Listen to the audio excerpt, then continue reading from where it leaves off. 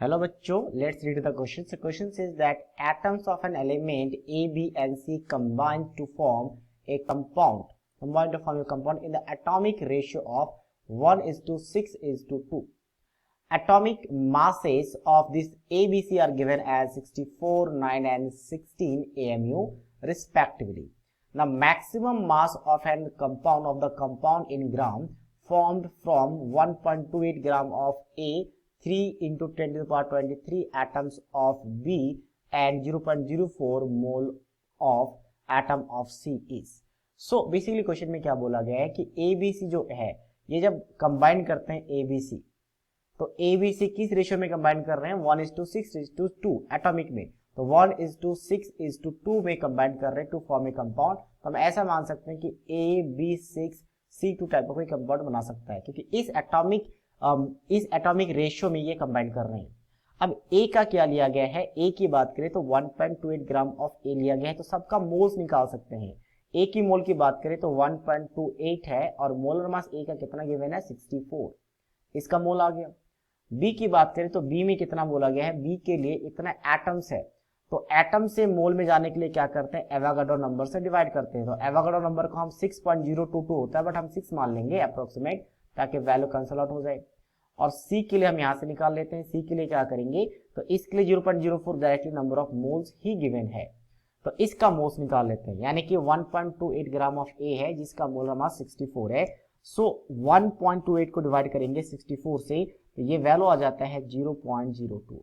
तो 0.02 अगर इसे हम कैंसिल आउट करेंगे तो ये 1/2 हो जाएगा, मतलब 0.5 आ जाएगा। 1/2 का वैल्यू 0.5 और ये 0.04 है, ठीक है 0.04।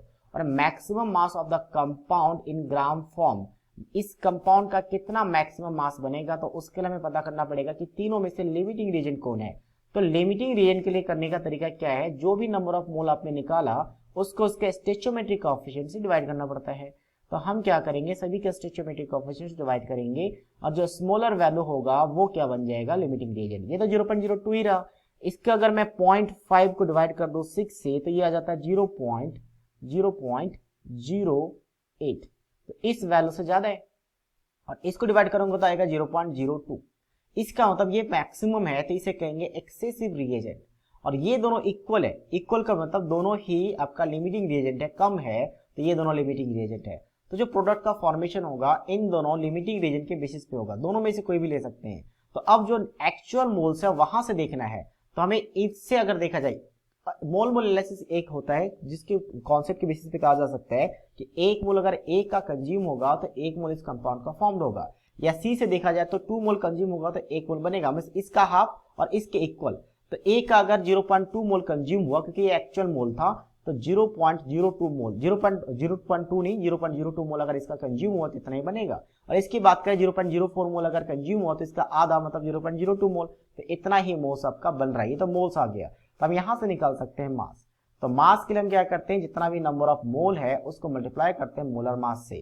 तो अब देखो एटॉमिक मास गिवन है, एटॉमिक मास और मोलर मास ऑलवेज सेम होता है, सिर्फ डिफरेंस क्या है, डिफरेंस इतना है कि एमयू से वो ग्राम में कन्वर्ट हो जाता है। तो ए आपका एक ही है तो 64 आएगा, प्लस बी की बात करें तो कितना 9 इंटू बी आपका 6 टाइम्स है, प्लस सी की बात करें तो 16 इंटू क्या हो जाएगा 2 टाइम्स, तो 16 इंटू 2। तो हमें इन सभी वैल्यू को कैलकुलेट करना पड़ेगा, मतलब 64 को 9 से मल्टीप्लाई करना है 6 से और एडिशन में, और प्लस ऑफ 16 मल्टीप्लाई 2, तो पूरा एडिशन करने के बाद ये आ जाता है 150 में 0.02 को मल्टीप्लाई करेंगे हम 150 के साथ, तो 150 के साथ मल्टीप्लाई करने के बाद फाइनल आंसर कितना आएगा इस वैल्यू का, तो इस वैल्यू का फाइनल आंसर आ रहा है 3, यानी 3 ग्राम।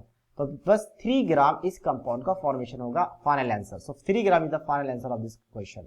I hope you understood it well. All the best.